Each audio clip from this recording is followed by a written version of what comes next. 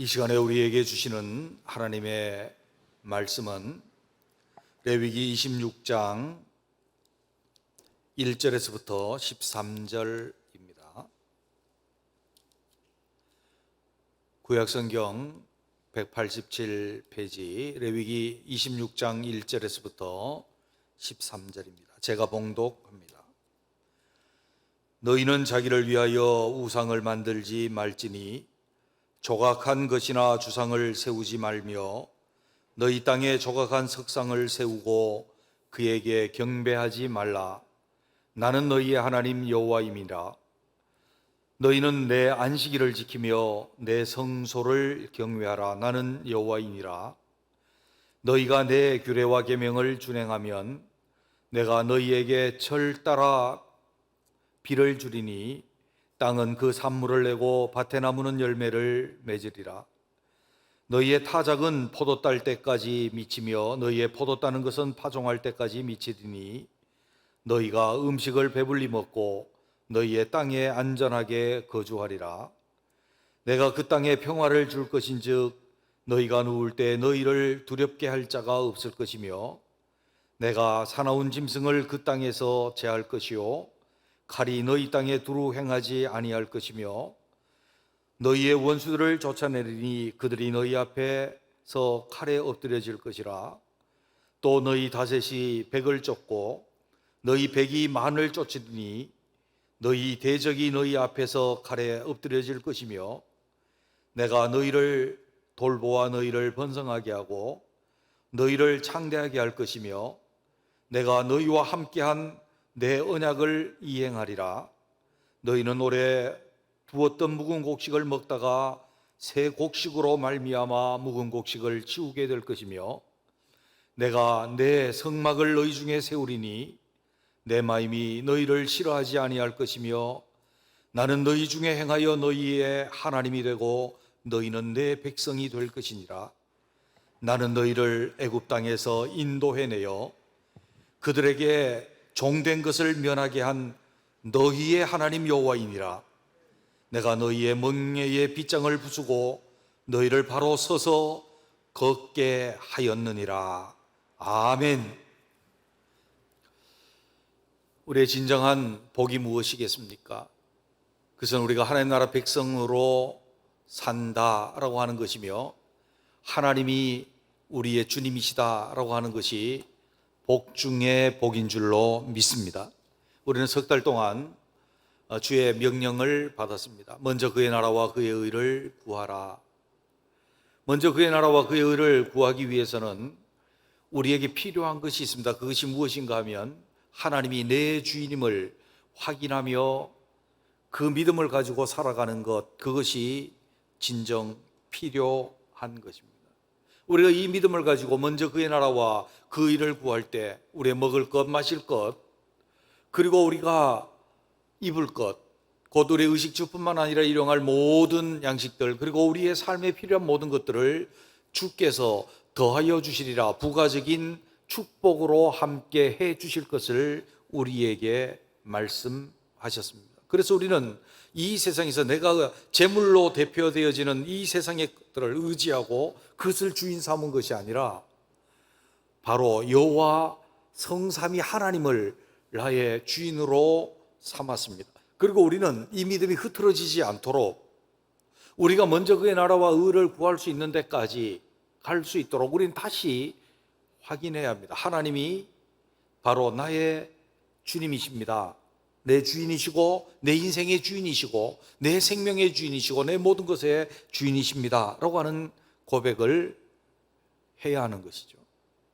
오늘 우리가 나타나서 보는 이 본문은 레위기 26장입니다. 레위기 26장 우리 너무 잘 압니다. 레위기는 하나님의 거룩한 백성들의 삶, 그 삶에 있어서 거룩과 거룩하지 못한 것을 구별할 수 있는 거룩의 분별력 있는 삶을 다뤄주고 있습니다. 특별히 26장에서는 우리가 잘 아는 대로 하나님 앞에서 하나님의 백성으로 살아가는 방식과 거기에 대한 부가적인 축복들, 그것을 설명을 해주고 순종하지 아니하고 백성됨을 떠났을 때에 하나님께서 그들로 돌아오게 하기 위해서 징계하심도 나타나 있습니다.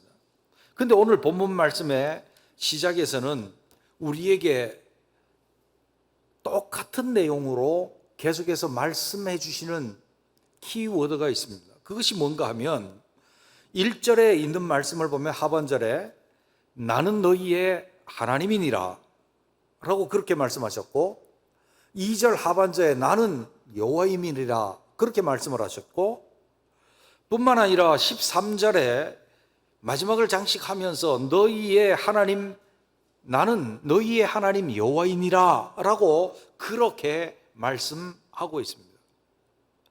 하나님은 여호와이신 하나님, 만물의 창조자요 스스로 계신 하나님, 모든 것의 주권자이신 하나님이실 뿐만 아니라 그 하나님이 누구의 하나님인가 하면 바로 너희 하나님, 곧 이스라엘의 하나님, 이스라엘이라고 하는 하나님 나라 백성의 하나님, 오늘날로 말씀하면 그리스도 나라 백성들의 하나님이니라.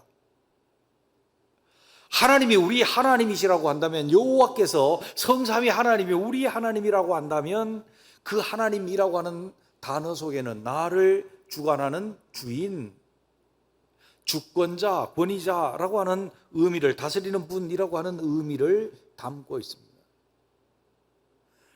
우리가 하나님이 내 주인입니다, 재물이 내 주인이 아닙니다 라고 하는 고백을 다시 한번 확인하기 위해서 우리는 오늘 이 본문이 하나님이 내 주인이고 하나님을 내 하나님으로 삼는 사람은, 첫째는 하나님이 왜 내 하나님이신지, 내 주인이신지, 왜 하나님이 내 주인입니까? 라고 하는 것과, 두 번째로는 하나님을 주인 삼은 사람들의 삶의 모습은 어떠할까? 라고 하는 것과, 세 번째는 하나님을 주인 삼은 사람들에게 하나님께서 주시는 부가적인 축복이 무엇일까? 라고 하는 것들을 우리가 살펴보면서 오늘도 우리는 내 주인이 하나님이십니다 라고 하는 고백을 확인할 뿐만 아니라 더더욱 하나님을 주인 삼은 사람다운 삶을 살아갈 수 있는 저와 여러분이 되시기를 주님의 이름으로 축원합니다. 그렇다고 한다면 먼저는 여호와 하나님이 왜 내 하나님입니까? 내 주인이십니까? 우리는 그것이 명확해야 된다고 생각합니다. 세상 사람들은 하나님을 주인 삼지 않아도 잘만 살아가고 있습니다. 그런데 하나님이 왜 나에게는 내 주인이십니까?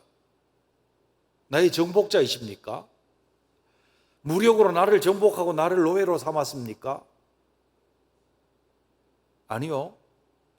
하나님은 왜 내 주인이실까요? 그것을 13절에서 잘 말씀해 주고 계십니다.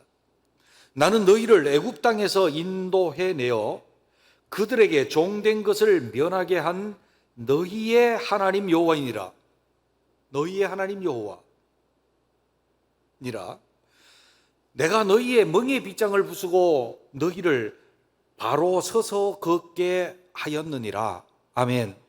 하나님께서 이스라엘 백성, 광야에 있는 이스라엘 백성들에게 말씀합니다.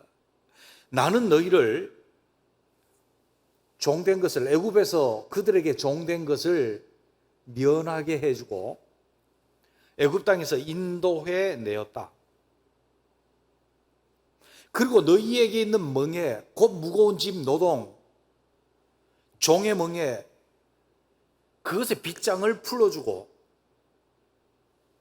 너희들이 무거운 짐 때문에 허덕이고 그것에 매여서 그 무거운 짐을 안고 살아가는 데서 그 빗장을 풀어줌으로 너희가 구부러지고 무거운 짐 진 것이 아니라 똑바로 서서 걸을 수 있도록 해준, 그렇기 때문에 나는 너희의 하나님, 너희의 주인이 되었다 라고 주님이 그렇게 말씀을 하고 있습니다. 구원에는 두 가지 의미를 담고 있습니다. 구원, 첫째는 인도해 내었다 라고 하는 것이고, 여기는 지금 광야이기 때문에 그래요. 후에 주님이 말씀하시기를 인도해 내어서 너희를 적과 끓이 흐르는 땅으로 인도해 드린 이라고 말씀합니다. 두 가지입니다. 하나는 인도해 내었다, 하나는 인도해 드렸다 라고 하는 단어가 굉장히 구원에 있어서는 중요한 단어입니다. 인도해 내었다라고 하는 히브리어 원어는 야자라고 하는 단어인데, 이 야자라고 하는 단어는 가서 친히 손을 잡고 이끌어 내었다, 흑암, 물에 빠진 것, 곤란한 지경, 멸망의 자리에서 건져낸 것, 이끌어내었다 라고 하는 것입니다. 어디에서 이끌어내었느냐? 종의 무거운 노예의 무거운 짐진 것에서, 그것에서 그 빗장을 풀고 똑바로 걸을 수 있도록, 자유인이 될 수 있도록 그렇게 이끌어내셨다는 거예요. 그래서 나는 너희 하나님 여호와라요. 두 번째는 이끌어 드렸다라고 하는 단어인데, 이 단어는 히브리에서 보라고 하는 단어를 쓰는데, 이 보는 손잡고 함께 어떤 자리로 들어가는 것입니다. 이 보라고 하는 단어를 쓴 경우가 에덴 동산에서 하나님께서 하와를 만들어서 에덴 동산에 이끌어서 아담에게로 올 때 보라고 하는 단어를 썼습니다. 이것은 언약에 있어서 굉장히 중요한 단어들이에요. 하나님께서 이끌어 들이셨다. 이것은 주님과 우리와의 관계에 있어서 혼인 언약과도 관계가 있고, 아들과의 언약과도 관계가 있고, 백성과의 언약과도 관계가 있어요. 종되었던 데서 해방시켰습니다. 이끌어내었습니다. 그리고 하나님 나라 백성으로 하나님 나라에 들이셨습니다. 이것이 구원과 관련되어진 단어입니다. 내가 너희를 구원했다, 너희를 종된 데서 이끌어내었다, 그리고 적과 끓이 흐르는 땅에 이끌어들여서 너희가 그 땅의 주인이 되게 하셨다. 그것이 구원과 관련되어진 단어인 것입니다. 오늘날 우리에게 적용하면 어떻습니까? 골로새서 1장 13절에 보면 그가 우리를 흑암의 권세에서 건져내사 그의 사랑의 아들의 나라로 옮기셨으니, 똑같습니다. 건져내사 이끌어내었고 사랑의 아들의 나라로 옮겨 들이셨습니다. 구원, 그것이 베드로전서 2장 9절에 보면 그러나 너희는 택하신 족속이요 왕같은 제사장들이요 거룩한 나라요 그의 소유된 백성이니 이는 너희를 어두운 데서 불러내어 그의 기이한 빛에 들어가게 하신 이의 아름다운 덕을 선전하게 하려 함이라. 우리가 왕같은 제사장, 택하신 족속, 주님의 특별한 보배로운 소유된 것 그 자체를 주님께서 어두운 데서 불러내서 그의 기이한 빛, 생명의 빛, 은혜의 빛, 진리의 빛, 그 하나님의 빛 속에 들게 하신 것, 이것을 구원이라고 표현을 하고 있죠. 이것을 다른 말로 하면 우리를 구원하시기 위해서 주님이 어떻게 하셨는가에 집중해 볼 필요가 있습니다. 로마서 14장 8절 9절에 보면 우리가 살아도 주를 위하여 살고 죽어도 주를 위하여 죽나니 그러므로 사나 죽으나 우리가 다 주의 것이로다. 우리 복음송 이거 잘 부르잖아요. 우리가 사나 죽으나 다 우리가 주의 것이에요. 그 이유가 어디에 있냐 하면 14장 9절에서 이를 위하여 그리스도께서 죽었다가 살아나셨으니 곧 죽은 자와 산 자의 주가 되려 하심이라. 주, 곧 주인 되려 하심이라. 주님이 우리의 주인 되시기 위해서 죽었다가 우리와 함께 죽었습니다. 우리 죄를 위해서 핏값을 내셨습니다. 하나님의 공의를 만족시키기 위해서 핏값을 지불하셨고 그 값으로 우리를 사신 바 되었으니 우리가 다 주의 것이다 라고 성경은 그렇게 말씀하고 있습니다. 주님께서 우리를 전에는 종되었습니다. 애굽의 것이었습니다. 바로의 것이었습니다. 우리가 바로의 것일 때는 어깨에 무거운 짐을 안고 있었습니다. 이스라엘 백성이 그랬죠. 오늘날은요, 우리가 흑암의 권세에 있을 때 죄의 종이요, 마귀의 종이요, 육체의 종이요, 세상의 종으로 무거운 죄의 짐을 짓고 우리의 허리를 펴지 못할 정도로 인생에 무거운 죄짐이 있었습니다. 그 죄 때문에 우리의 앞날은 소망이 없는 흑암의 권세, 어둠 속에 있었습니다.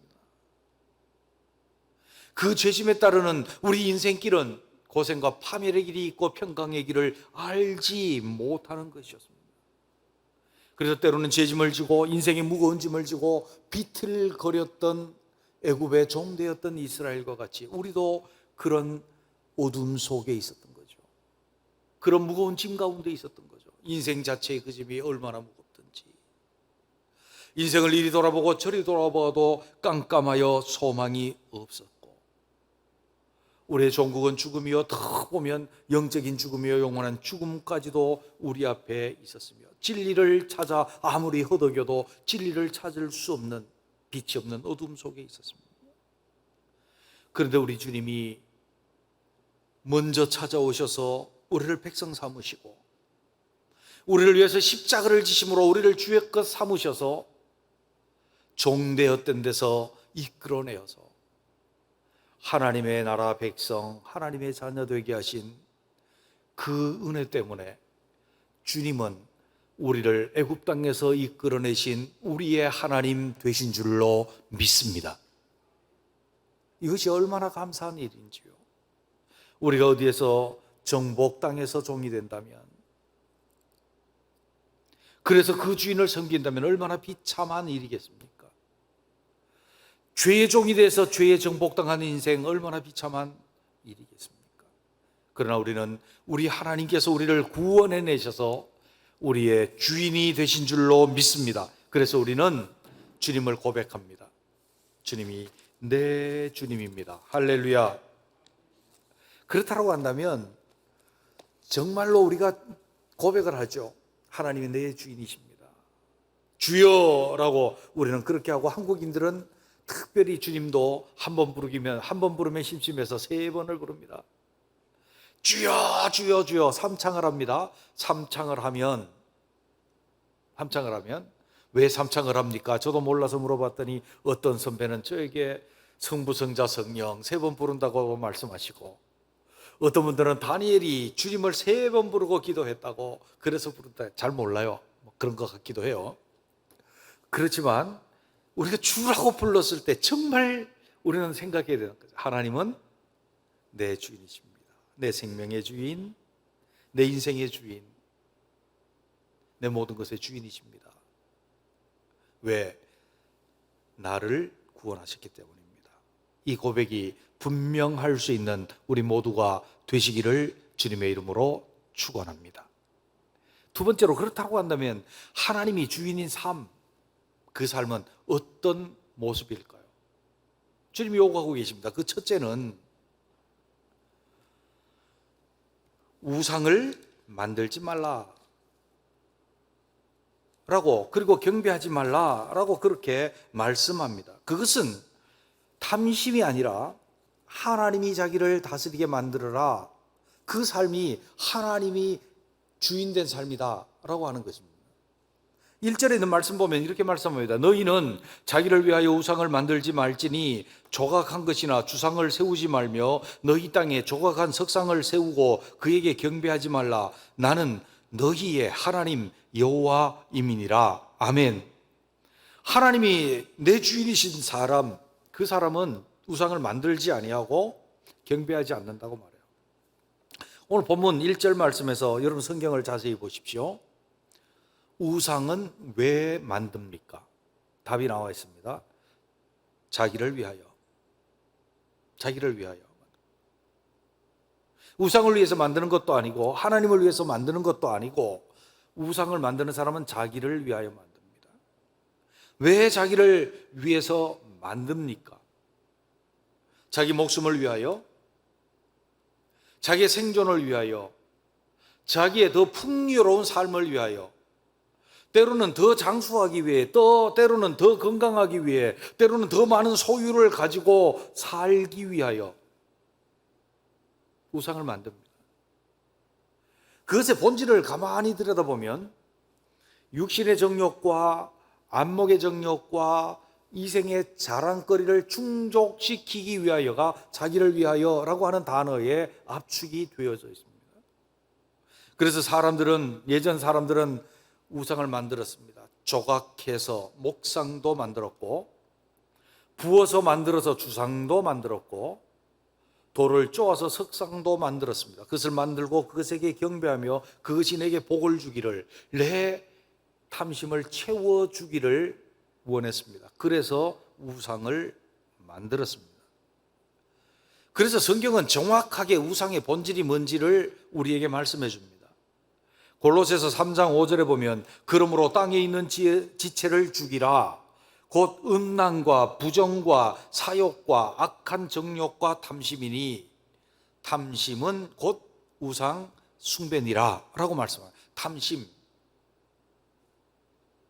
우상 숭배하면 우리는 형상들만 생각하고 있지만 그 형상들이 중요한 것이 아니라 우리 속에 있는 탐심, 그것이 곧 우상 숭배임을 우리는 알아야 되는 것이죠. 상당히 시간이 흐른 것 같습니다. 한 15년쯤 됐나요? 더 됐나요? 이 땅에 단군 신상, 우리나라에 신화가 있잖아요. 고조선에 건국 신화가 있어서, 그래서 단군을 시조로 모신 우리 민족의 그런 신화들이 있는데, 그것은 그냥 신화로 여기고 그렇게 알면 되는데, 그것을 위해서 이제 초등학교마다 단군에 대한 그 상을 만들어, 주상인지 하여간 뭐 석고상, 때로는 돌로 만든 거, 이런 것들을 많이 만들어 놨습니다. 그리고 단군 사상을 고치하고 홍익인간의 사상을 고치한다고 만들어 놨습니다. 근데 그 사이에 중간에 단학서원이라고 하는 곳이 있었는데, 그 사람들은 단군을 신으로 모시는 종교가 있습니다. 그래서 선원들을 절처럼 그렇게 짓고 거기서 도를 닦고 그 홍익인간의 의미들을 새기고 하는 사람들이 있는데, 그 사람들 속에 음모가 있었죠. 그래서 그 동상이나 그런 주상을 세우는데 돈을 대주고 자기가 단학선언에 그것을 전파하고 국가적으로도 로비를 하고 했습니다. 그런데 기독교에서 그것을 안 사람들이 우상 타파라고 하면서 다니면서 가서 그거 단군 신상들을 자꾸 파괴를 한 거예요. 제 고향에 어떤 목사님도 그것을 갖다가 파괴하고 나가지고 감옥에를 잠깐 갔다 왔는데 그냥 영웅이 돼 계시더라고요. 아무리 생각해도 그건 아닌 것 같아요. 진짜 우상의 의미를 안다라고 한다면 그것을 타파하기 전에 우리 마음속에 있는 우상을 타파해야 합니다. 그 사람들 하나님의 백성이 아니기 때문에 우상 숭배해도 뭐 우리가 관여할 바가 아닙니다. 하나님의 백성들에게, 하나님을 주인 삼은 사람들에게 주님이 오늘날 명령하십니다. 우상 만들지 말고 경배하지 마라. 너희를 위해서. 내 속에 우상, 다니엘은 말했습니다. 나중에는 너희 조상들이 알지 못하던 신, 전에는 신상들을 세워가지고 그것을 경배했는데 이제는 알지 못하던 신들을 섬기게 될 것이다. 그것이 강한 신, 곧 세력의 신이다. 힘의 신이다. 힘을 숭배하는 신, 우상 숭배를 하게 될 것이라는 거예요. 육체의 힘, 권력의 힘, 지식의 힘, 돈의 힘. 그것이 육신의 정욕과 안목의 정욕과 이생의 자랑거리에서 나온 것들,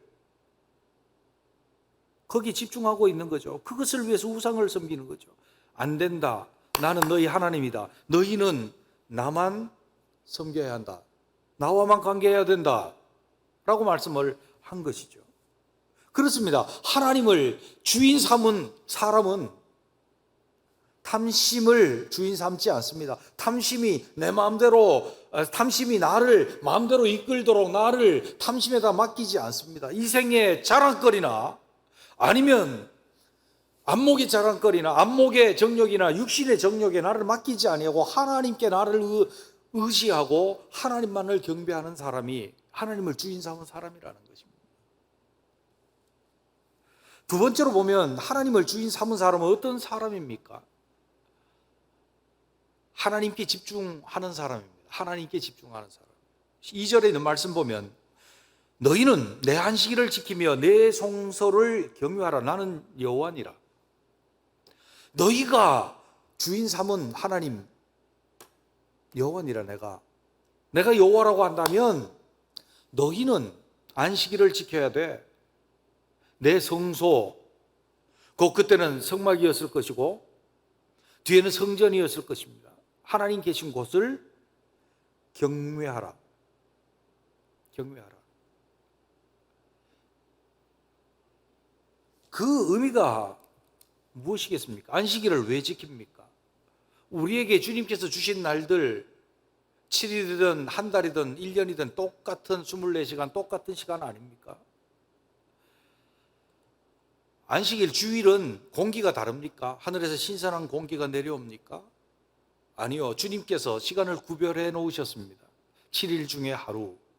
이날 뭐를 하라고 합니까? 생업을 그치고 오락을 그치고 주님께 예배하고 주님께 집중하고 주님이 어떤 분이신지 묵상하고 주님 앞에 내가 누구인지 묵상하고 어떻게 행해야 될지를 묵상하고 주님과 교통하는 날이 바로 안식일입니다. 주님께 집중하는 날입니다. 주의 성소 똑같은 이 세상의 물리적인 장소 똑같습니다. 이 예배당 건물 다른 건물과 다르지 않습니다. 예배당의 모양 조금 다르기는 하죠. 앞에 강단이 있고 의자들이 있습니다. 어떤 음악관에를 가도 똑같은 거기다 예배당 시설보다 더 훌륭한 그러한 자리도 있습니다. 근데 뭐가 다릅니까? 명확하게 다른 것이 있는데 그것은 하나님께 거룩하며 하나님께 집중함입니다. 하나님이 내 주님이신 사람은 하나님께 집중합니다. 할렐루야. 이 코로나가 있습니다. 코로나.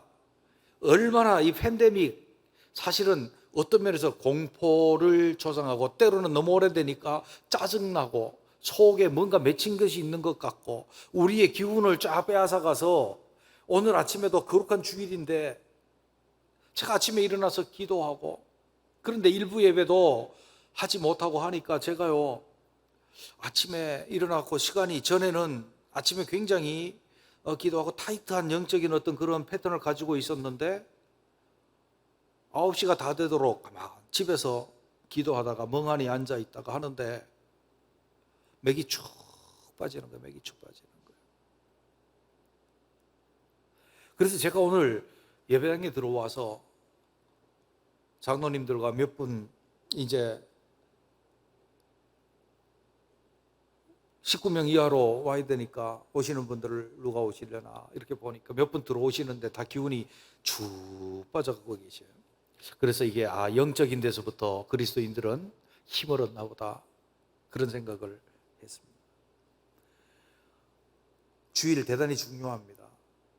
이유가 뭔가 하면 우리는 율법적으로 지키는 것이 아니라 이 주일을 주신 주님 앞에 복되고 거룩한 것에 대해서 감사하면서 하나님께 집중하는 거예요. 하나님께 집중. 하나님을 주인 삼은 사람은 이 안식일 주일뿐만 아니고 언제든지 우리 코로나에 집중할 것이 아니라 하나님께 집중하는 거죠. 막 코로나 방송 들면은 아예 방송 뉴스 이름도 무슨 코로나19 무슨 뉴스 막 이렇게 써놨어요. 국민들 엄청 스트레스 받으라고 써놓은지 몰라요. 경각심이겠죠. 그 스트레스겠죠. 그런데 그리스도인들은 그런 중에서도 그 너머에 역사하고 계시는 하나님을 바라보고 하나님께 집중할 수 있어야 될 줄로 믿습니다. 우리의 고난 속에서도 우리의 평안함과 잘됨 속에서도 하나님께 집중하는 삶, 그것이 하나님을 주인 삼은 삶입니다. 여러분 보세요. 저는 몸이 되게 아프고 병들어서 죽으려고 했던 사람이 죽을 뻔한 고비를 여러 번 넘겼습니다. 너무 아파서 사경을 헤매일 때 어디 집중하시는지 아십니까? 다 죽어가면 몸 아픈데 집중할 것 같잖아요. 그죠? 그런데 어디에 집중하는 거면 하나님께 집중하게 되더라고요. 이제 죽는다 그러니까요, 하나님께 집중하게 되더라니까요. 그럼 다른 건 아무것도 아닌 거예요. 제가 어릴 때 조그만 사업을 하다 쫄딱 망했을 때 사업을 일으킬 때 집중되는 게 아니고 하나님께 집중되더라고요. 뭐가 더 중요한지를 우리에게 보여주는 거거든요. 하나님을 내 주인 삼은 사람은 언제든지 하나님께 집중하는 삶을 살아갑니다. 세 번째로 하나님의 주인 삼은 사람은요, 주의 말씀을 준행하는 사람입니다. 이게 오늘 본문 말씀 3절에 있는 말씀을 보게 되면 이렇게 말씀을 합니다.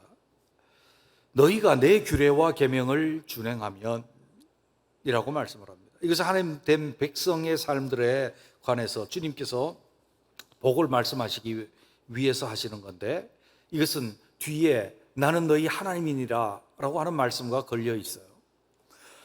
하나님을 주인 삼은 사람, 주님 삼은 사람은 계명을 지켜요. 계명은 미츠바라고 하는 것인데, 이것은 인간을 향한 신의 명령을 쓸 때의 계명, 미츠바라고 그 단어를 썼어요.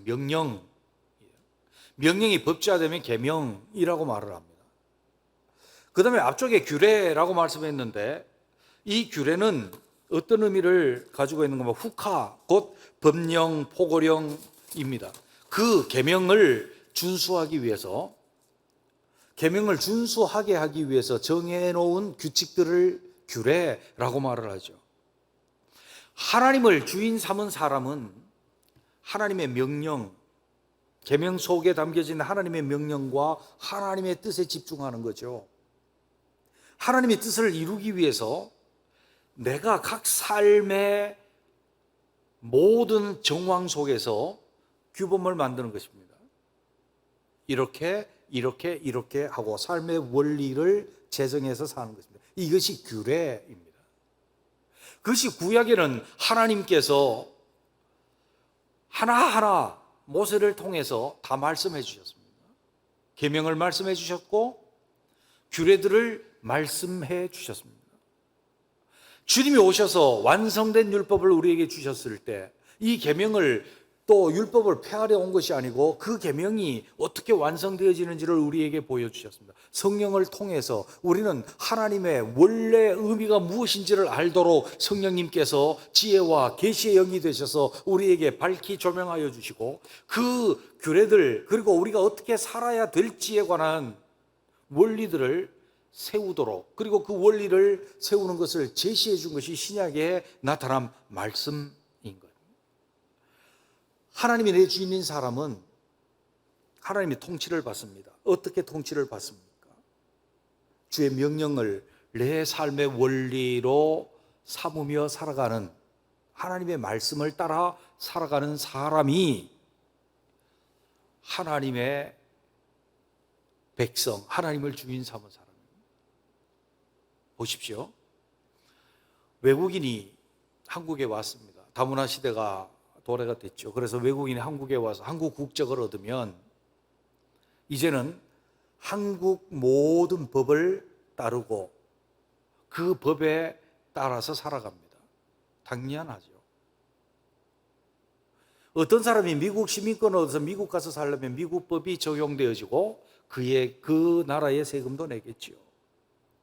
우리가 하나님 나라 백성이요 하나님이 주인이라고 한다면 우리는 주인의 명령을 내 삶의 원리로 삼아서 내가 어떻게 해야 되는지 규례를 정하고 그 규례를 따라서 살아가는 것이 하나님 나라 백성이요 하나님을 주인 삼은 사람들의 삶인 거죠. 구약의 사람들, 광야에 나와 있던 사람들, 그때 성령의 인도하심 보다가 하나님의 말씀으로 율법으로 인도하셨을 때에 그들은 하나님이 정해 준 그 광야에서 계명들, 그리고 들어가서의 계명 하나하나를 규례로 정해 주셨지만 우리는 그 규례 속에 있는 하나님의 원래 뜻을 알고 오늘날 우리 삶에 적용하며 원리로 삼아가는 사람입니다. 세상 사람들은 세상의 원리로 살아가고 하나님을 주인 삼은 사람은 하나님의 규례와 계명을 지키며 살아가는 줄로 믿습니다. 그렇다고 한다면 하나님을 주인 삼은 사람들에게 하나님 주시는 복은 무엇일까요? 그 첫째는 우리에게 하나님 나라를 이루시는 본래적 복을 하나님이 우리에게 이루어 가신다는 거예요. 11절과 12절에 있는 말씀을 보겠습니다. 내가 내 성막을 너희 중에 세우리니 내 마음이 너희를 싫어하지 아니할 것이며 나는 너희 중에 행하여 너희의 하나님이 되고 너희는 내 백성이 될 것이니라. 아멘. 진정한 하나님의 구원의 목적은 어디에 있는가 하면 하나님 나라라고 그랬죠. 하나님이 우리 하나님 되시고 우리가 하나님 백성됨에 있어요. 그런데 이 언약과 하나님께서 우리를 구원하신 목적이 달성될 때에 가만히 보니까 하나님께서 우리를 싫어하지 아니하실 거래요. 우리 가운데 함께 계시면서 우리를 싫어하지 아니하실 거래요. 우리 좋아하시는 거죠. 우리를 사랑하시는 거죠. 그래서 하나님과의 관계가 회복되고 하나님과 관계가 너무너무 좋아지는 거예요. 그러면서 하나님은 우리와 함께 계시는 거죠. 얼마나 기가 막힌 말씀인지 몰라요.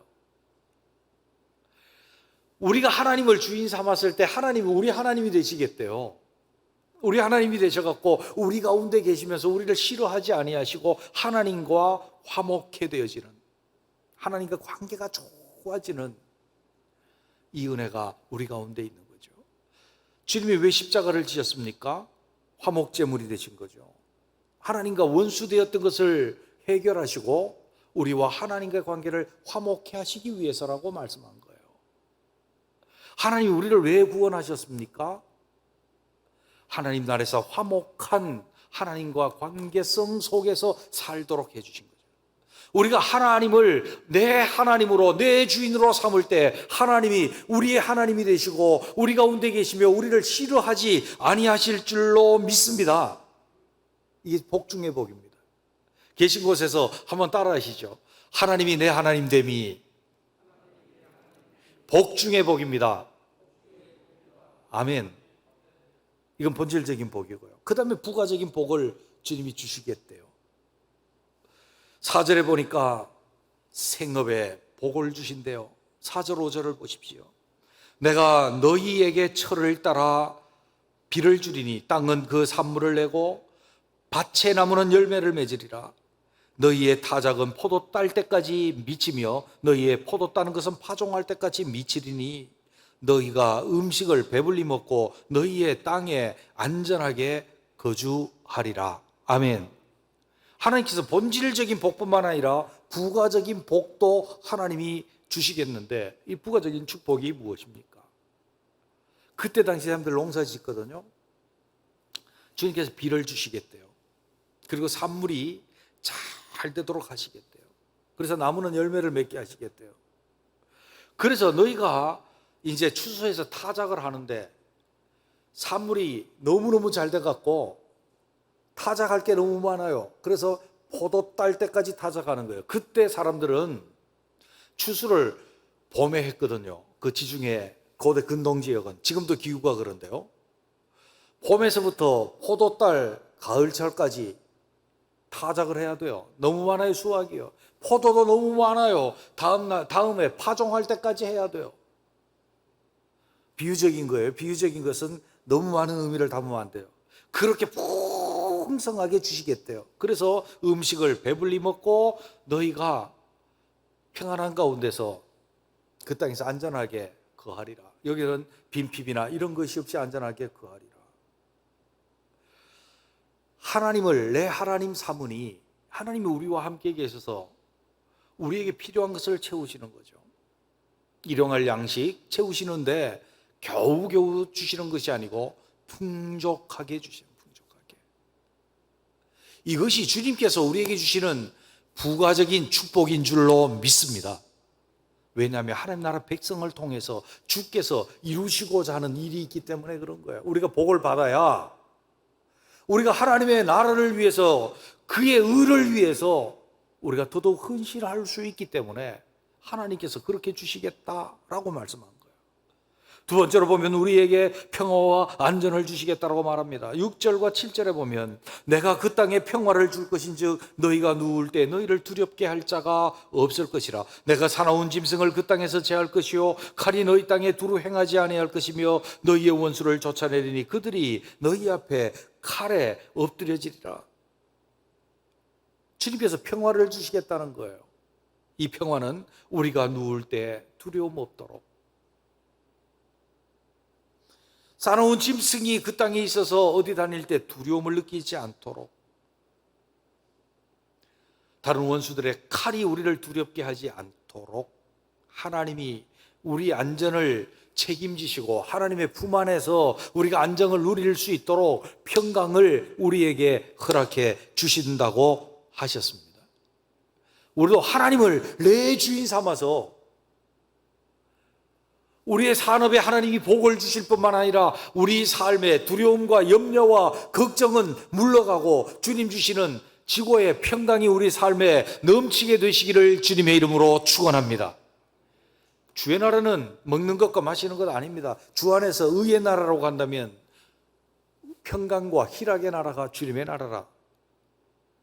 주님은 우리에게 주님을 주인 삼아서 우리의 염려, 근심 하나님께 맡기고 하나님을 신뢰할 때에 하나님이 우리에게 필요한 모든 것을 복으로 주실 뿐만 아니라 넘치도록 주실 뿐만 아니라 우리에게 평강을 허락해 주실 줄로 믿습니다.